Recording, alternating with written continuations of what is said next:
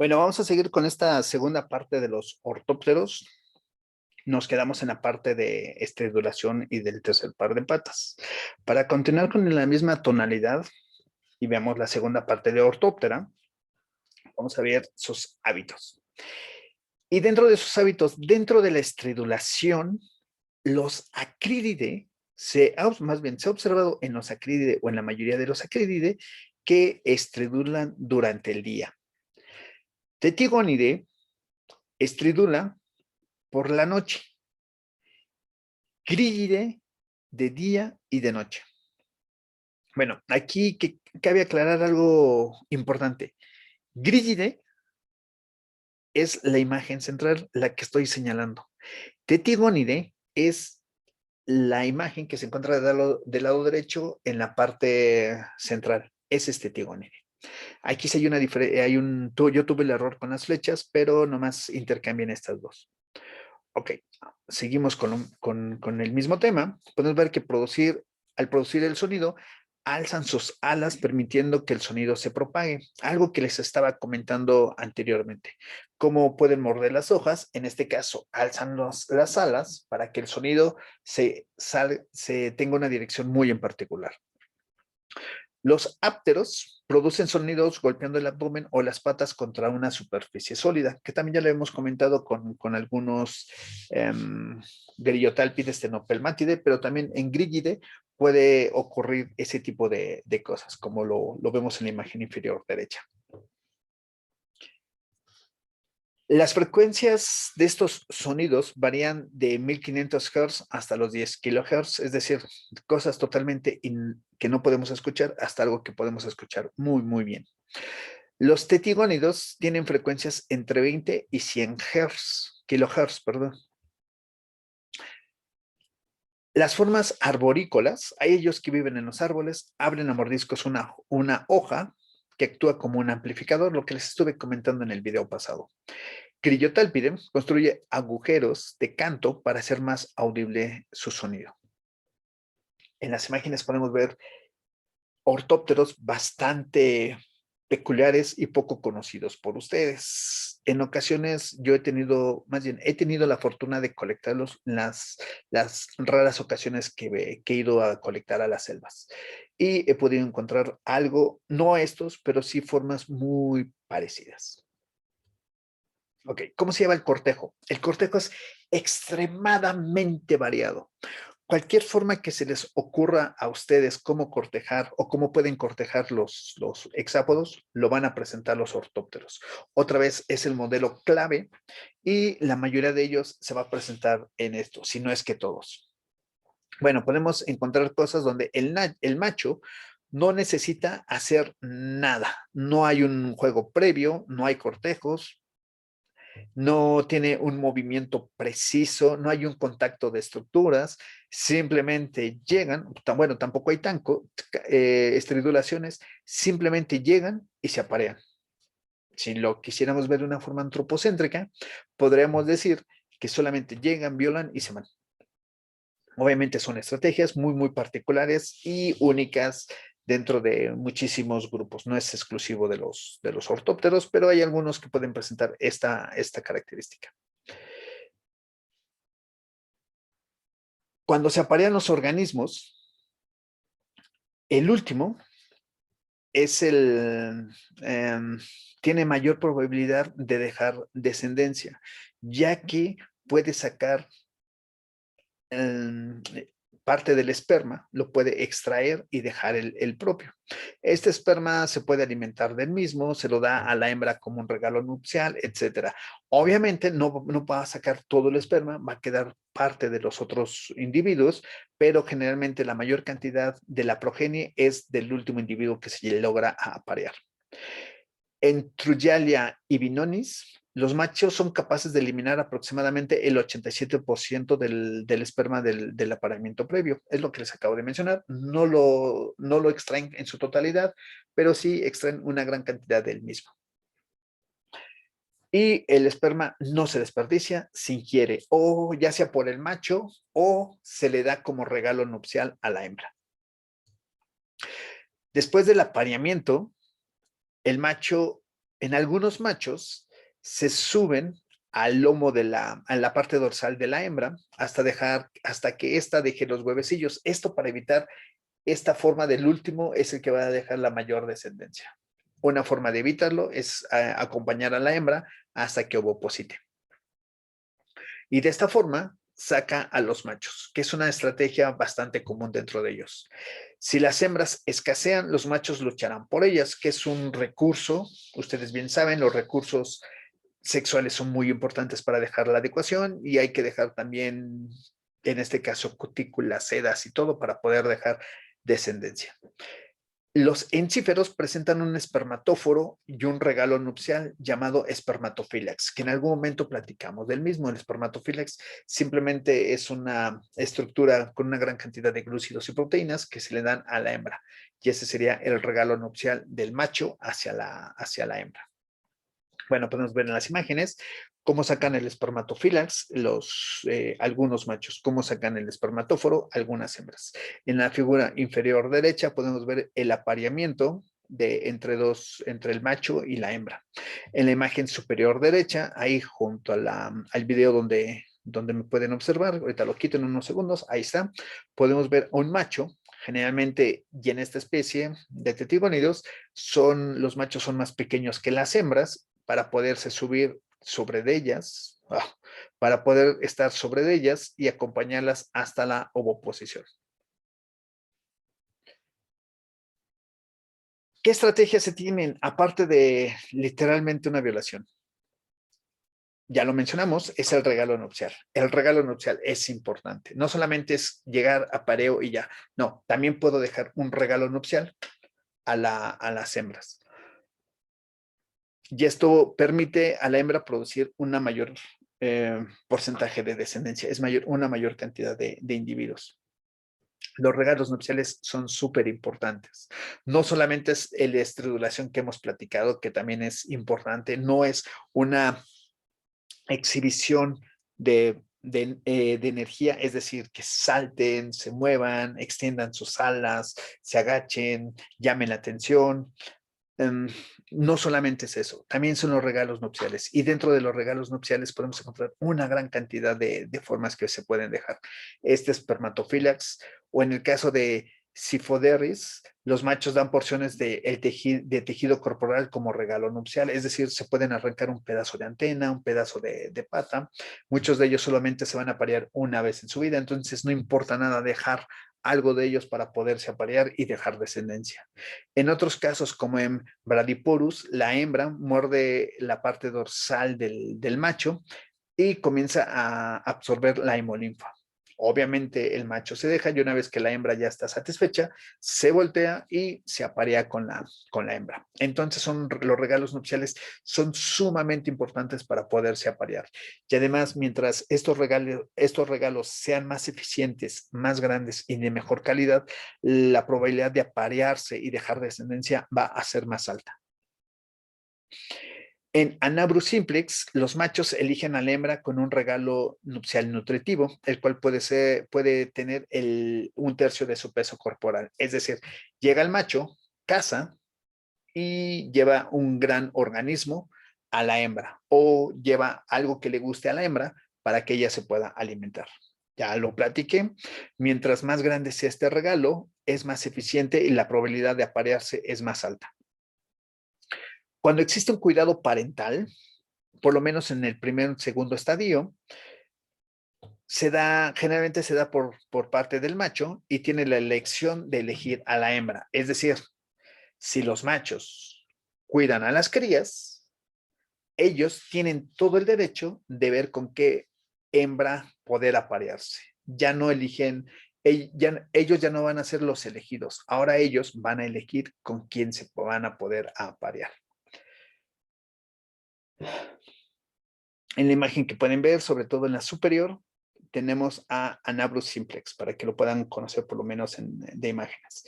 Y en la parte inferior tenemos otros grupos, otras especies, con estas estructuras de ovoposición para reconocer a las hembras y características que hemos hablado tanto en el anterior video como en este.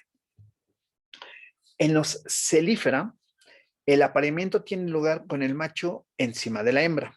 La puesta varía o puede llegar hasta los 200 huevecillos.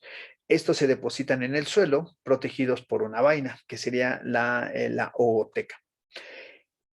En la celífera, para no salirnos del tema, el ovopositor es corto, así como pueden ver en las imágenes inferiores o en el diseño de la imagen superior. Van a presentar dos valvas que se expanden y abren un espacio donde van a quedar depositados los huevecillos. Es lo que les había comentado. Sacan las valvas, abren el espacio y una tercera sale un canal donde quedan los huevecillos o la ooteca. Tenemos un gran problema con estos organismos y son de importancia económica muy, muy fuerte. Muchas especies de acrídidos son plagas agrícolas, causantes de grandes pérdidas en regiones tropicales y subtropicales, incluso dado el calentamiento global, se están moviendo a zonas que antes eran templadas, donde no aparecían, ahora están apareciendo. Tenemos un problema muy grande de este tipo. Obviamente a causa de los monocultivos, a causa del cambio climático, causa del cambio del uso de suelo, muchísimos factores que están haciendo que estos organismos se expandan muy fuerte por todo el planeta. El nombre común que va a recibir estas plagas es el de langosta. Es un nombre genérico de al menos 10 especies de Scotoxera, Locusta, Locustana, Nomadaris, Acridinum y Cortaicites, que serían los géneros en los cuales abarcan estos organismos. Las langostas pueden presentar dos formas de vida. Pueden ser solitarios o gregarios. Obviamente, y como lo estamos comentando, en el momento de ser gregarios, van a formar estas plagas, estas mangas. Cuando son solitarios, no causan ningún problema. Otra vez, los monocultivos también pueden causar estos cambios de hábitos. Las formas solitarias, aún en grandes vecindades, causan pocos daños. Necesitan juntarse, volverse gregarios. ¿Cómo se pueden volver gregarios? Pues tienen diferentes causas, diferentes motivos que aún no los desciframos en su totalidad, pero tenemos algunas ideas de por qué se forman estas mangas. Bueno, cuando se juntan estos organismos y se forman colonias gregarias, llegan a devastar grandes extensiones, ya que pueden comer su propio peso en un solo día.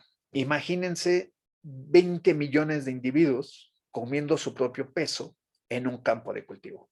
Literalmente ustedes ven y cómo arrasan con todo eso. En 1 o 2 días ya no tienen campos de cultivo y ya se pasaron a otro. Una población equivale más o menos de 5 por 10 a la 10, consumen entre 75,000 y 100,000 toneladas de alimento. Obviamente estamos hablando de todo su tiempo de movimiento. Va a llegar un punto en que se van a romper y van a volver a ser formas solitarias.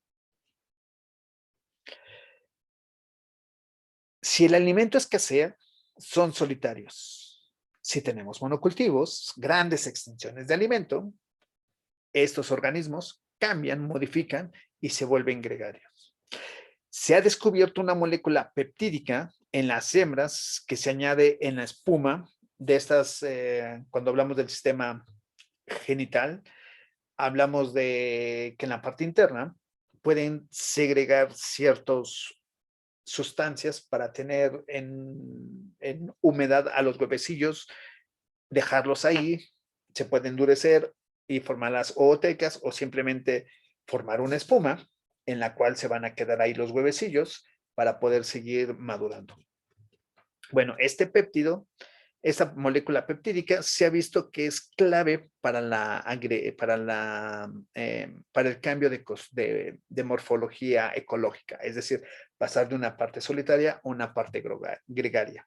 Además, las formas solitarias generalmente son de color verde. Las formas gregarias incluso cambian de color a un color pardo, es decir, un color café, un color pardo en diferentes tonalidades, pero también esta es una característica muy, muy importante para determinar si son solitarios o gregarios.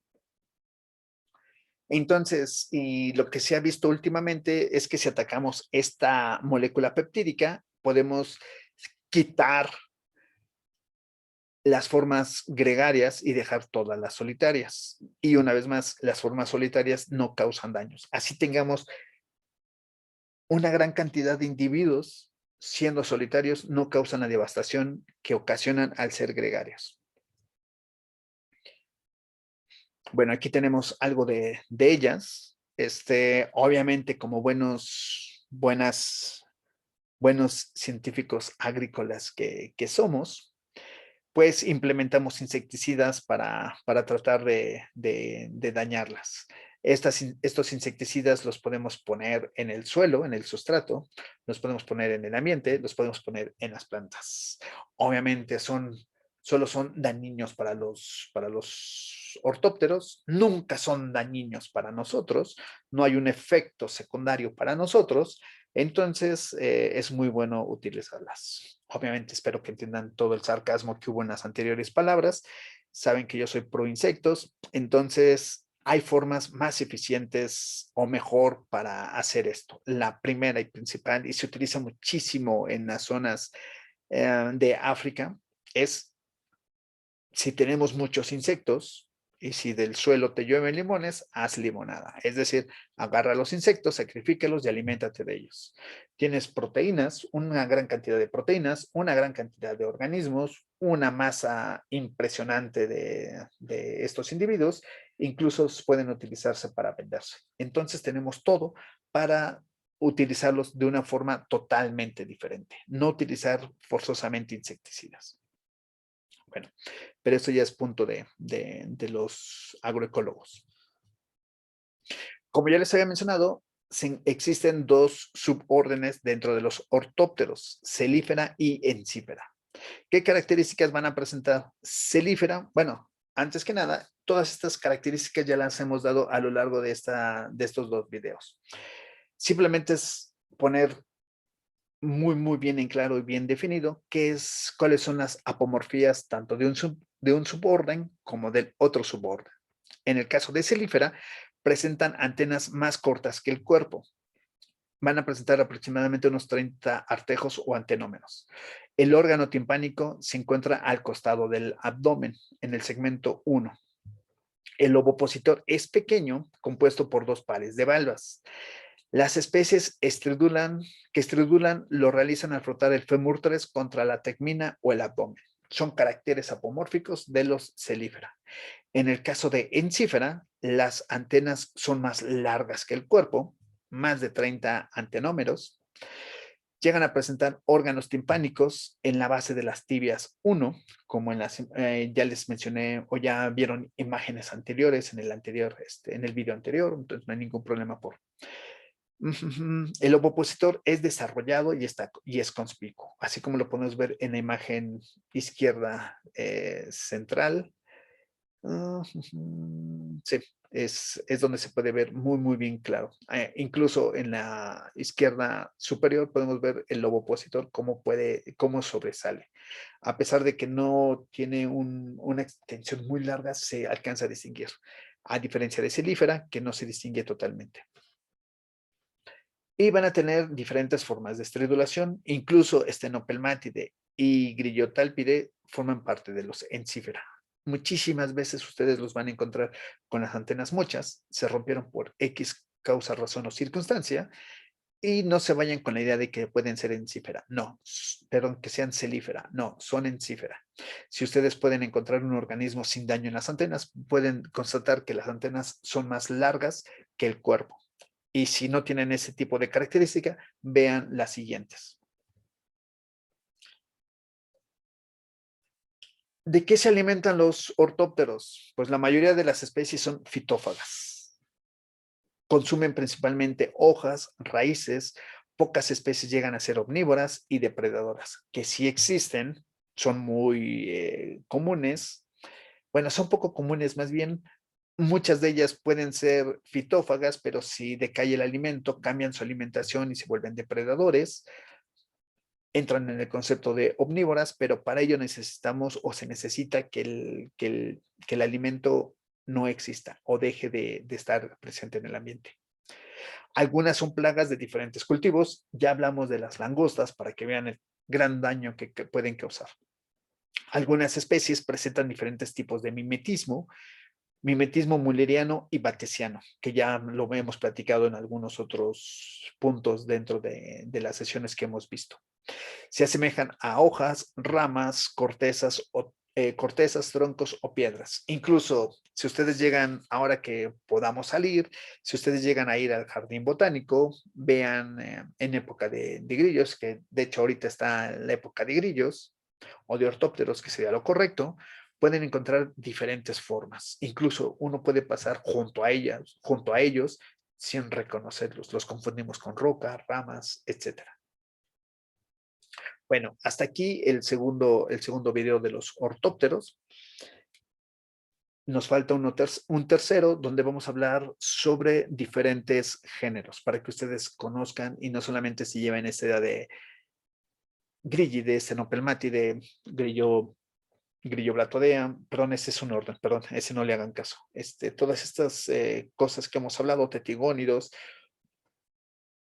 todos estos géneros que hemos hablado a lo largo de estos dos videos, que no solamente se queden con el nombre, sino que también se queden con algunas características de los mismos. Pero eso lo vamos a ver en el tercer video. Bueno, por el momento es todo. Nos vemos. Disfruten de su tiempo, noche, día, tarde, no lo sé. Saludos.